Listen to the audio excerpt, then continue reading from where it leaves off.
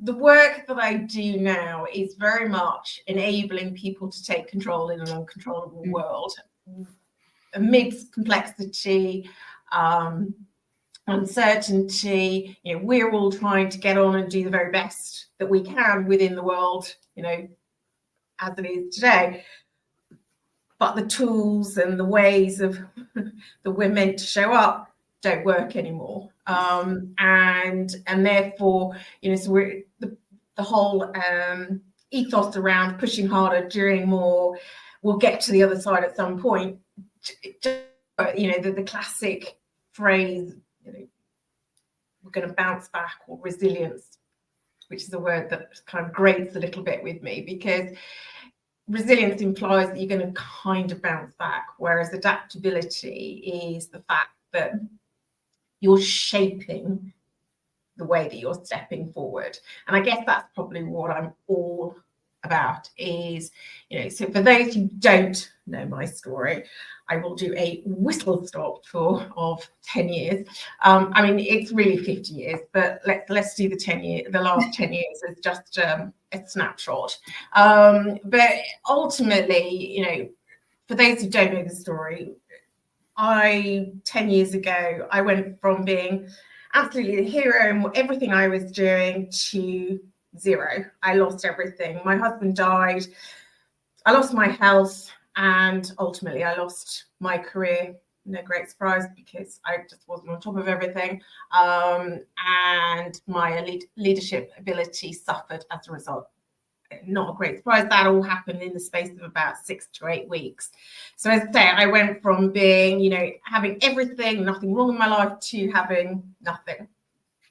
And I often talk about this idea of, we are not nothing, because there's a story behind that. It was it was Christmas 2015, and my then 4-year-old nephew said to me, "Auntie Lollipops," which is what they call me, "now that Uncle Chris is dead," very matter of fact, excellent, fantastic, I'm feeling tip-top amazing, "you have nothing," he said. So, he told me he'd look after me for 100 days.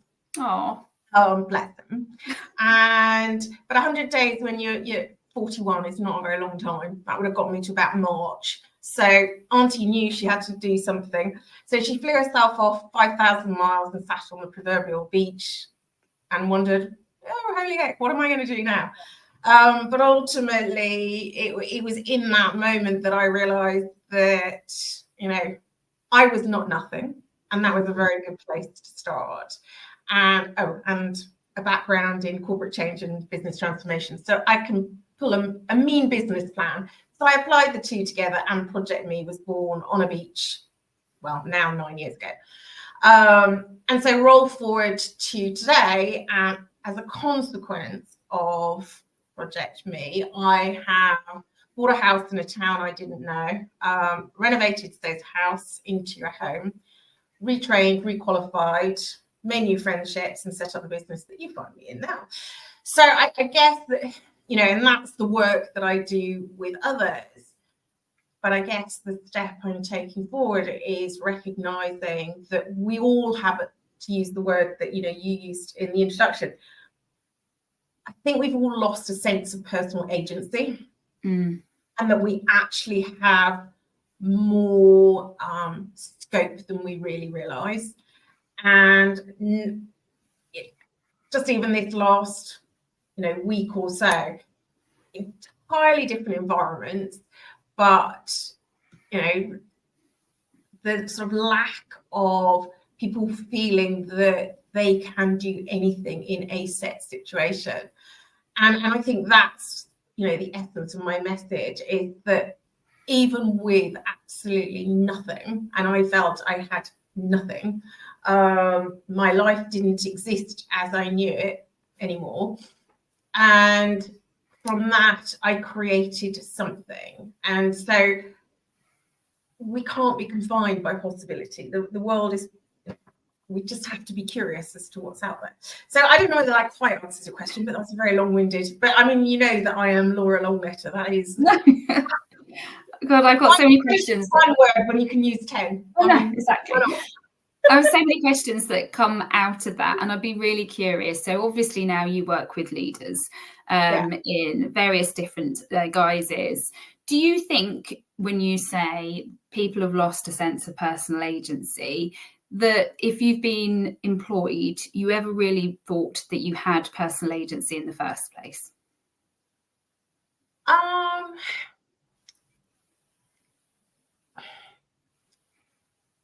I don't know. I guess probably in the environments that I've worked in, I would say I've had a level of personal agency for sure. And I do think the environment is really important. Because, you know, even in some conversations I had last night, it was very evident that a lot of organizations don't facilitate a way of running their business where people can have a level of personal agency. It's, you know, and I mean, there's a situation that's, you know, on my table, as it were, today, and I'm just like, it is challenging my notion of the fact that everybody has a level of capability. And the moment that you start saying that the job looks like this, sounds like this, must be done in this way, actually you've stepped somebody into a place of, well, I'm just going to be apathetic. Why should I bother? Why should I make an effort? You know, this is the job that's beyond my pay grade. But what that doesn't do is that doesn't allow for innovation, that doesn't allow for creativity, that doesn't allow for people to have greater meaning from the work that they're doing. So I guess, you know, for me personally, in the experiences that I have, I think bar accountancy, I was never destined to be an accountant. That's where I started my path when I came out of university. So aside from that, I would say I've been very fortunate where the organizations that I have stepped into, I've been able to have a level of personal agency. And I tell you why that is, because I've been very clear about who I am, what matters most to me, the organization that I want to step into. So I've almost, you know, everything is effectively a label above the door. I mean, it could be anything. But I've sought out environments where I know I'm totally aligned to the organizational values, that what their mission's about.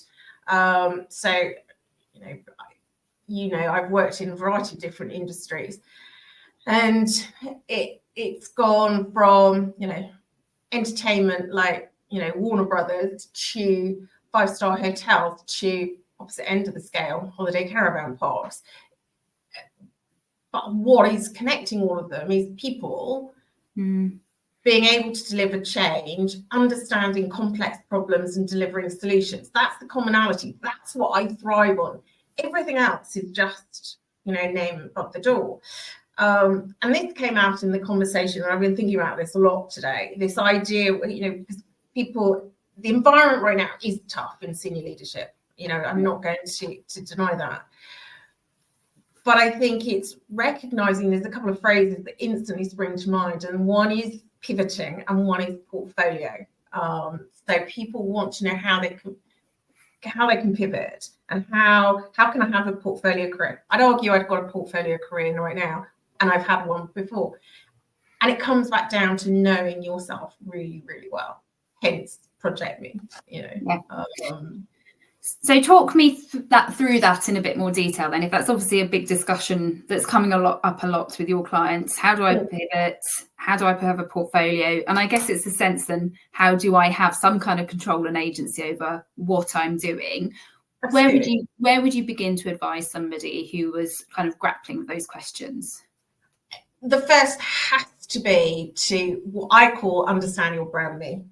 And that is, who am I? What matters most to me? And what do I want to feel, and what do I want to notice? Because at the very essence of everything we do, when we are,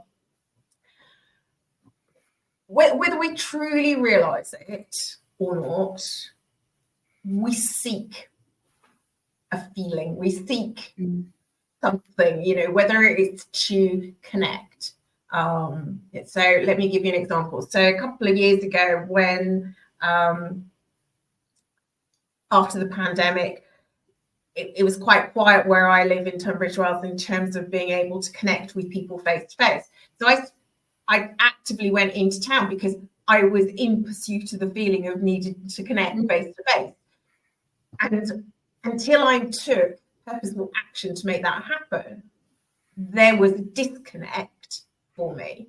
Right. And it's that disconnect that causes the stress, the anxiety, the you know, it could be a behavior.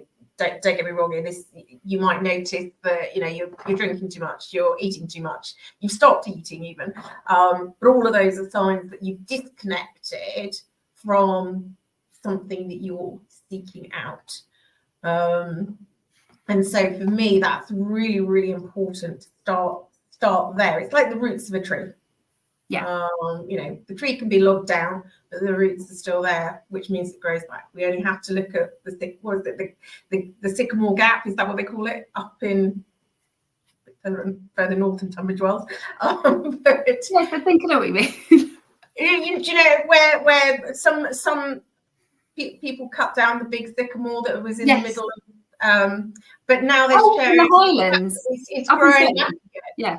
And for me, that is just the epitome of what is possible when we are really strong in knowing our brand me. Yeah. So if somebody is, they're feeling like, I guess it's presenteeism that you described earlier. So they're in a box, they turn up for their work. You've said, you know, understand your brand me, ask who you are, but they're still thinking, I don't know who I am, and I'm drinking too much, and maybe I'm eating too much. What kind of questions would you use to try and get to the bottom of that with somebody? For me, it's quite simple. It is only one question, and that is, what do you want to feel? Ooh, so I go to a place of, okay, so I will often ask clients, what is it that and they can actually more readily answer that question than they can, who am I? Because the first when they say, so who are you? I'll get, well, I'm a mum. Oh, yes. Don't get me started on this. No.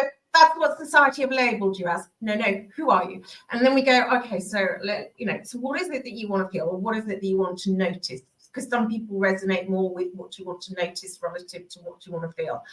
But the clients will often tell me that they want to feel fulfilled, or they want to feel at peace, or in my case, I want to feel alive. And then it's like exploring what are those situations that bring you alive. So, I use myself as an example because it's, I'm very conscious that a lot of my clients are quite private people. So, but I feel like it's fine. I've put myself out there on LinkedIn enough times that I feel that I can share more openly.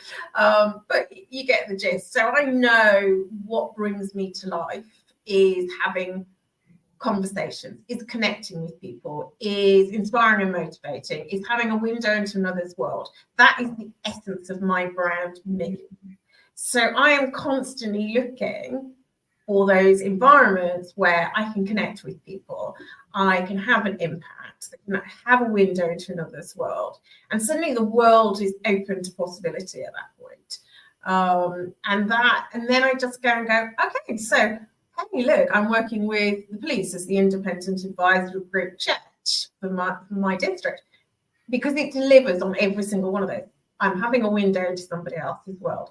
I am understanding something else. I'm connecting with people. I am networking. I am making a difference. So the fact that it's police is almost immaterial. Hence, arguably you could say, well, the fact that I've now taken the equivalent role on with the NHS is probably, it's fairly similar. But, there's other things that I've taken on that you'd go, oh, I wouldn't put them in the same category. But this is true adaptability. This is how we can pivot. This is how we build a portfolio career, is because actually it starts with us. We are the only constant And therefore, unless we truly understand ourselves and what it is that we want to notice, what we want to feel, and the unique circumstances for us that make us feel that way, then actually everything else is like pushing water uphill with a rake. I love that. And it does start, doesn't it, with self-awareness, but a lot of the time you need to kind of go, how do I want to feel? In your case, it is feel alive. And I know certainly with a lot of my clients that I've talked to, they've lost a sense of actually what that is, and lost a sense of joy in their lives as well. And it's almost like, well, you can make a list of things that bring you joy and put it into your calendar, and they're like, oh, I could do that, couldn't I? But I really think that's the point. I think also, though, Philippa, is the fact that I think people don't recognise the fact that life experiences change us. And so we stay kind of in yesterday's space. And I think I wrote it on a comment back in a post, possibly even today. But it's a quote I use often, that I can't quite pronounce the name, Heraclitus, is it? Which basically goes along the lines of, no man ever steps into the same river twice, because it's not the same river and he's not the same man. And yet, the irony for me is that we endeavour to sit and stay where we were, and we wonder why we are feeling stressed. Well, because actually yesterday you were a different person, because you've had all these different experiences within the last 24 hours that have informed you, and we have to keep curious to see how we're evolving. Now, granted, when you go through the huge amount of change that I did 10 years ago, I mean, that is like, a whopping great slap in the face, and that really is an identity shift overnight, and that's why the overwhelm and the feelings of chaos can be so shocking for so many people. But I don't think we recognise how these little things can be shifting. If you've ever read, now I can never pronounce his surname, Bruce, I want to say Fella, don't know. But his book, Life is in the Transitions, he suggests that most people, through thousands and thousands of conversations, most people will go between 3 and 5 major quakes throughout their life, which is where you've had a major shift in your identity, like I've just described. But you'll go through mini quakes every 18 months. But how often do people actually reevaluate how much they've shifted? I bet they don't. And then they wonder why, they're starting to get stressed, because they actually haven't evolved what they're doing. And that I see is half the challenge.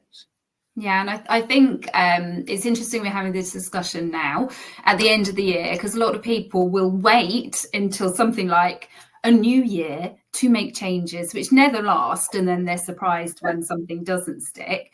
And I think it's a lot of the time because you have to go through that chaos and uncertainty that you yourself went through, Laura, to actually pull yourself out the other side and consciously make the change. Yeah, I think, I suppose one of the things to add to that, I think some of the things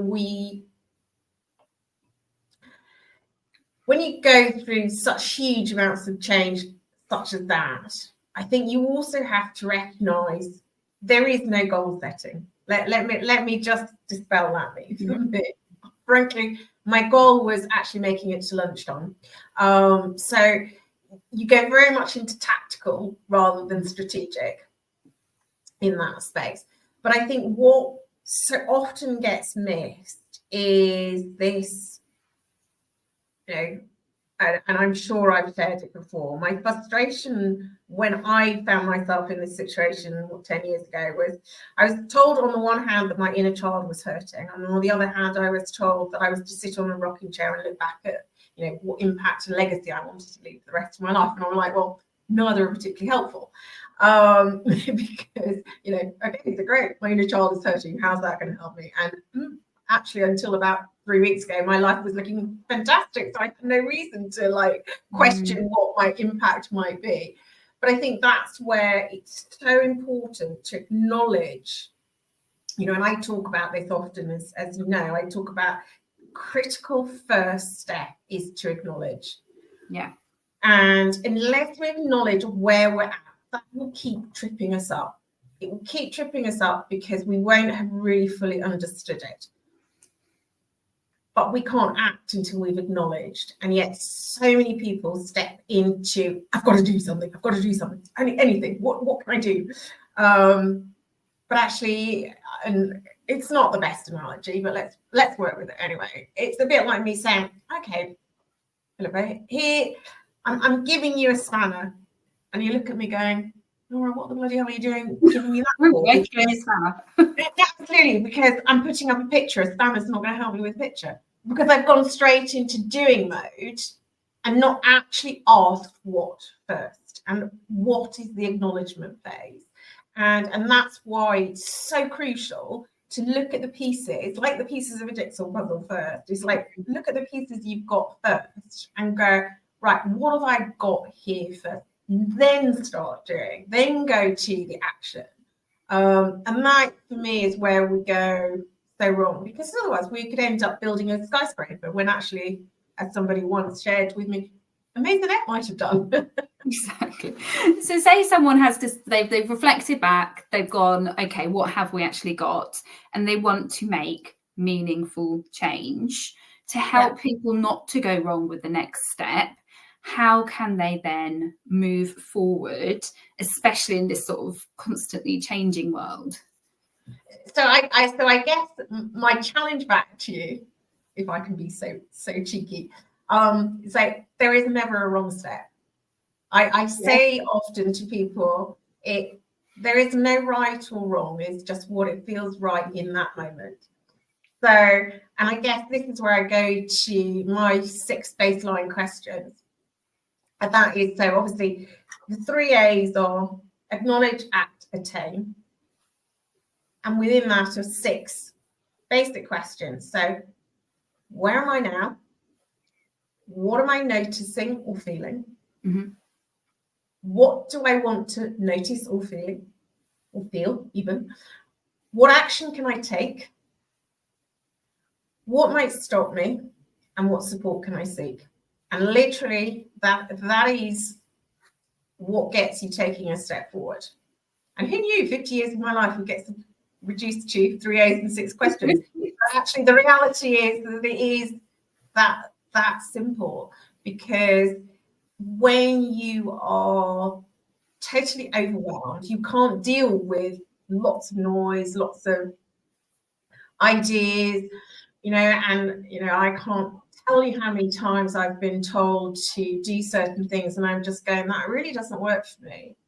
And actually we have all the answers ourselves. So my version of meditation is not to breathe. I mean, obviously, hopefully I do continue to breathe. But you get what I'm saying. But my version of meditation is to go swimming and listen to music while I am swimming, because I am totally focused. If you think, I mean, put it like this, if you think what meditation is, it's about being totally focused and totally in the moment. So, I talked to one client who was like, everybody keeps telling me to go and sit and do meditation. And I can't get my crazy brain, she's saying, to do that.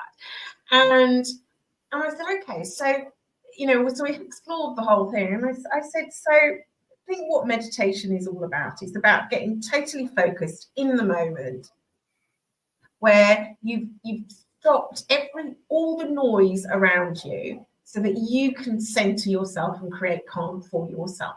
So when was that? She said, you know what? When I am lifting weights in the gym. I said, so there's your meditation. And that's where I come back to this idea of personal agency, because in that moment, she actually realized she was meditating because she recognized what she needed to achieve from it. But everybody kept telling her, this is the way you need to do it. So all she was getting was more frustrated because it wasn't working for her. And why didn't it work for her? In the same way that the whole breathing exercise, it doesn't work for everybody. I'm not saying it's wrong, because I'm back to the whole, it's right for whatever it is right for you. need, but it's making your own choice so that it works for you. And that's why, the questions are quite pointed, are quite simple, because the idea is that you explore it for yourself. So you find a solution that's not a sticky plaster solution, where you're actually coming up with something that works for your very, very unique set of circumstances and experiences, and ultimately the tools that you have available to you. I love that. Because also, I mean, by asking those, as you say, simple yet pointed questions, something like, what action can I take? It doesn't have to be massive. It can be a very, very small step forward. Well, totally. I mean, and that's the thing is like, and sometimes, and I think this is the thing is, we can get ourselves so hooked on what is the right and the wrong action. And trust me, I've definitely been there over the years. But actually, when you're in sort of overwhelm and you're in sort of the uncertainty that the world is presenting right now, actually it's physical movement so that you can go, oh, okay, well, I didn't particularly like that. Because actually sometimes it's a case of we've got to do it in order to go, wasn't for me, I won't do it again. Because sometimes we have to try. And it's not necessarily, I balk sometimes, as you know, about the whole idea of a comfort zone, because I feel that I've been thrown out of mine. And if anything, I'd love to scramble back into a little bit of comfort on occasion. But I think it's a case of, actually, sometimes we're hard on ourselves saying, well, I've got to push out the comfort zone. Well, whose comfort zone are you trying to push into or push beyond? Is it a case of actually you're not aligned? I know I develop ideas by having lots of conversations with people. I'm not going to waste, because I do like a little bit of efficiency occasionally. But I'm not going to waste loads of time setting up stuff that I'm going to have to scrap over again, and I'll test it once it's gone live. I'll have conversations first and sound out ideas, but that works for me. Now, there are other people out there who would rather go the route where I'm going to set it up, I'm going to test that way, and that's fine for them.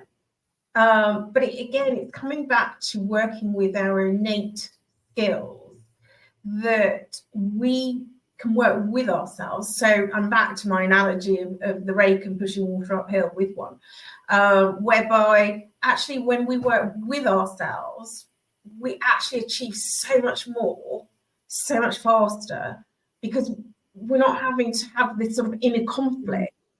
And I think that's so crucial. But yeah, because the world is busy telling us what we have to look like and how to do. But also that you then, after the action question, ask what could go wrong, because that's the thing that stops most people, isn't it, from doing it? So if you always, if you build it into the process, don't you? So that makes things like failure and mistakes so much more acceptable. Totally. And I think is really, which for a leader is something that would stop them. Yeah. And I think it's recognizing that, look, there is no way that we can predict every single permutation. I mean, look, I'll give you a very, real example, not necessarily to do with leadership, but look, I had all the time, I had all the money, I had all the resources available to me when I took on my house renovation project. I did not, however, factor in. I mean, I'd done all the quotes, I'd done everything. I'd had 10 different builders come around, giving me. I went with somebody who came recommended via a friend who'd done an amazing job. I'd seen the whole work. I was thoroughly impressed with work. I did not, however, anticipate that his marriage would break down, and therefore the wheels off his bus would fall off. So therefore, I did not expect him to come and say to me, just as he gutted my house, I'm really sorry, Laura, but I can't carry on the job because I'm bankrupt. And that 30 grand that you thought had bought windows, well, it's no longer exists. Oh, God, Laura. No, in no uncertain terms can you predict that. And that's the thing. it's, but then, and I go back to my brand me. So what matters most to me is communication.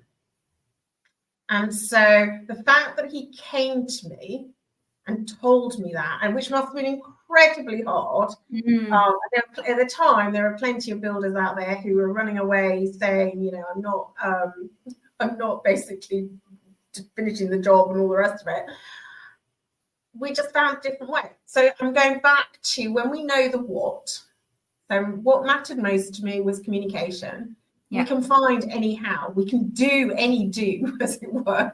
So we, ultimately, I do not want to be doing any renovation projects anytime soon, granted. But I did, however, take on the role of project manager extraordinaire to complete the house that I now sit in, because the what was still intact. The communication that really, really mattered to me was still there. So everything else was just a conversation about how do we work it out between us. What was me getting angry going to change? Well, no, I was still sitting in the shell of a house. I would have got stressed. He would have probably disappeared. But together we worked and found a way to make it work within effectively the rules of the game. And the rules of the game had slightly changed, granted, but we've made a way to work it. And I did get the £50,000 back. Good. And it goes back to that thing that I say all the time of you can only control the controllable. Everything else you have to just manage the best way that you can. Exactly. But it's knowing intimately what matters most to you, because that's your grounding point. So, in that moment, what mattered most to me was communication. So I could still go, I have this very clear vision. So, call it a goal if you want to. I call it a direction of travel. I had this view that this house was going to be this calm oasis away from the busyness of the outside world, filled with family, fun, and flowers. That was the vision. But that vision hasn't changed just because he's told me that he's bankrupt. The fact that he's communicated it, but my vision is still unchanged. He still needed money. So this is back to acknowledging all the pieces that we've got in front of us. I acknowledge that, he still needed a job because he still needed money. He probably wasn't going to get a job anytime soon because he was supposed to be with me for another 6 months at least. I needed my house finished, and I probably wasn't going to get, somebody to come and pick up the pieces without costing me a small fortune. So what needed to change? What was within, back to your point about what is the controllable? What's the controllable? Well, I just could step in and be a bit more of the project manager than I'd anticipated. But because what mattered most to me was that he had been honest and communicated that to me, I hadn't done something that was out of alignment or not good English, but that I didn't feel was acting out of integrity. No, that's not what I'm saying, but hopefully you get what I'm saying. Yes. But because we were in alignment over, something that obviously clearly we both valued, we were still able to get to the end game. Yeah. And I love the fact that you've said your vision hadn't changed. Yeah. And I think vision is a really powerful thing, especially for leaders, in terms of driving them forward, having that kind of hope for the future as well. So how would you say that you could use sort of hope and courage to create sort of those pathways towards your vision?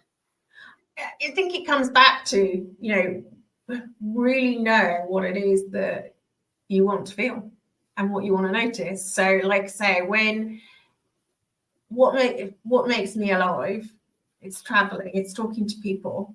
It's, somewhere over my left-hand shoulder is a vision board, hidden slightly by my attempts at being arty.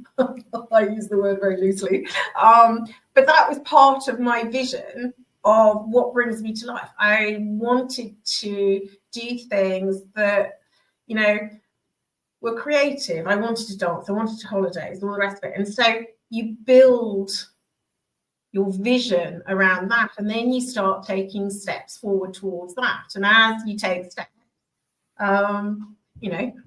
you get stronger and stronger and stronger. But it starts with knowing what you want to feel and notice, and then you start building out from there. Okay. And that that's something we're not, we're told success looks a particular way, and it looks like it's lots of things that are external to us, and then we wonder why we're empty and feel empty.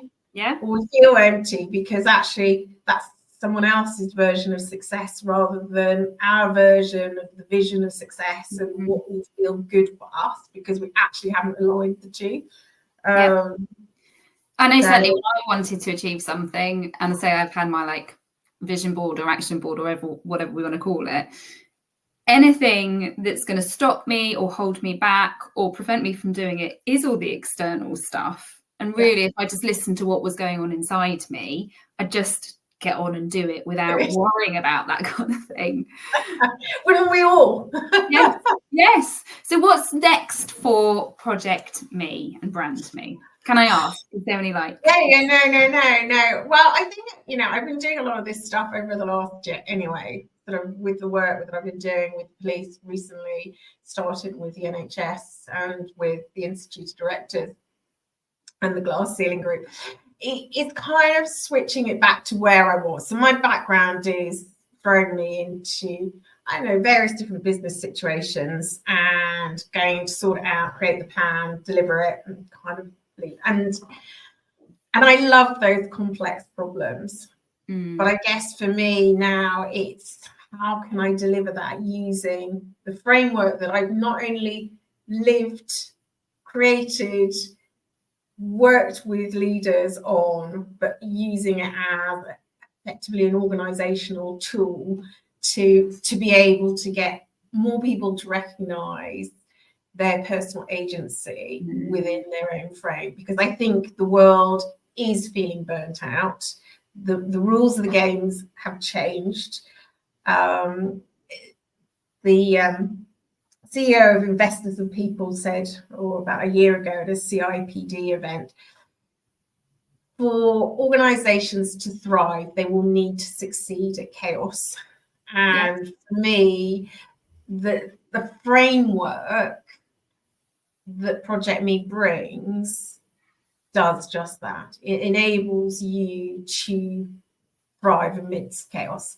And it needs to be bigger than just me doing it on a one-to-one basis, but also, so hence my big vision of, who knows, it could be 10 million transformations by 2030, but I've said 1 million, we'll see.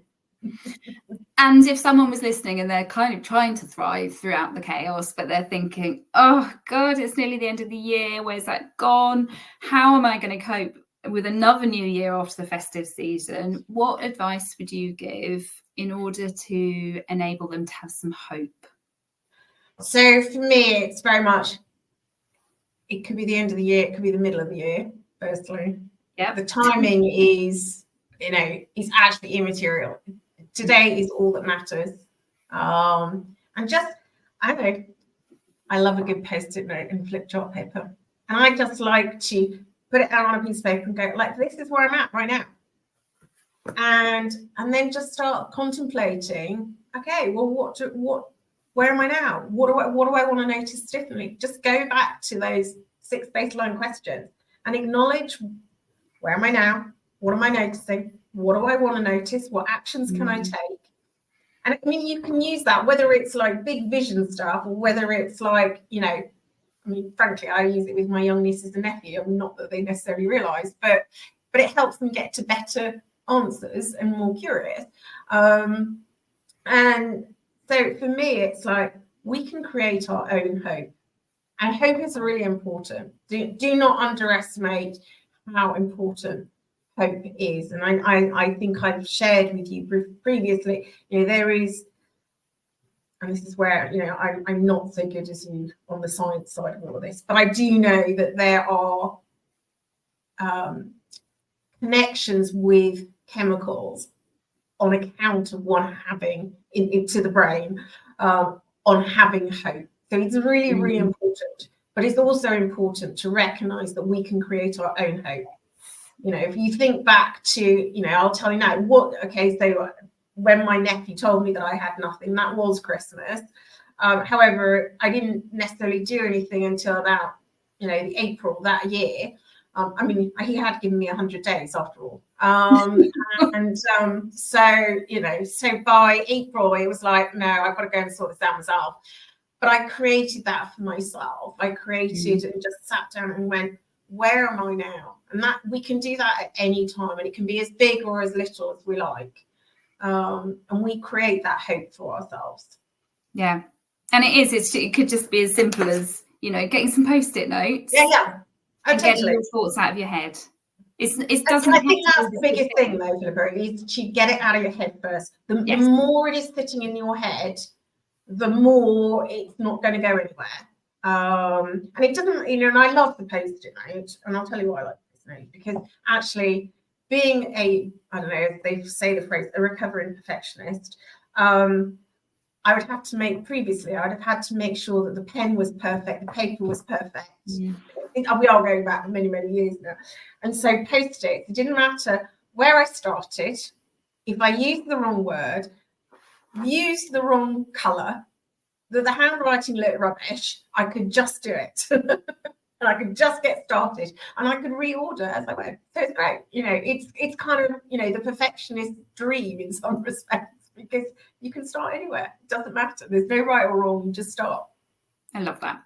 So if you're watching on replay, I'd love to know any thoughts that you have on this, and I will go back into the video and get those questions that Laura's asked as well, because they're really powerful and really straightforward as well, and simple to use to enable you to have some of your own sense of agency around what you do.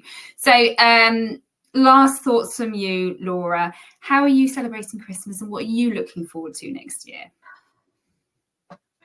So I don't know.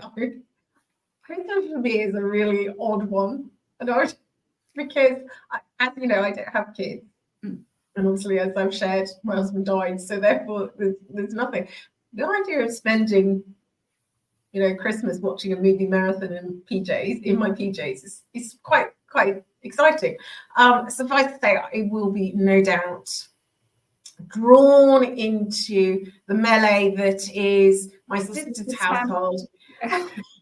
4 kids, dog. Let's just check the dog doesn't eat the Christmas pudding this year before we. Oh no! With the raisins. I know it was a disaster last year. So let's not take that. But you know, I feel like I get off kind of scot-free, where, you know, I get this list of here's all the things that the kids want. So, you know, coupled with, you know, then both my brother and sister then going, oops, I've already bought that. Do you want to buy that? So I go, okay, fine, well, I haven't sorted it out. A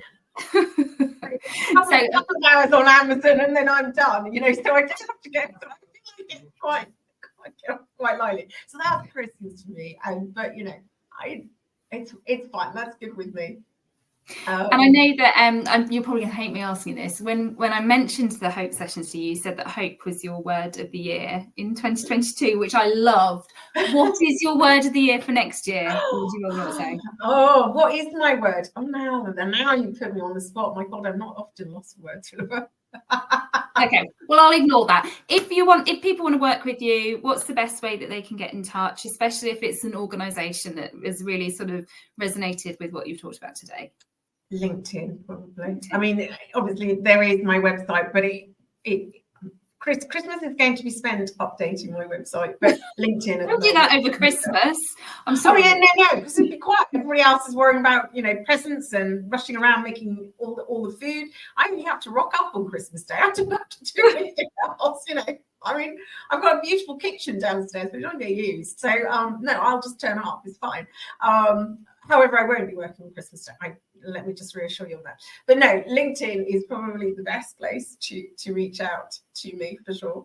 Brilliant. And I will think of a word. You'll have to let me know. Thank you so much. I'm going to go away and reflect on those questions as well. And I love the way that you said, how do you want to feel? Because that's a really powerful driver, isn't it, in terms of having hope? Totally. Because it's yours. Yeah. And only you will know what you want to notice and what you want to feel. So yeah, without a doubt. But thank you so much, Philippa. No worries. Diane, who's watching, has said would love to work with you both. Brilliant. Thank you. And yeah, I've loved doing these sessions. And thank you, Laura, for being our last one. So no, I really appreciate it. And yeah, have a good Christmas. Take care. Thank you.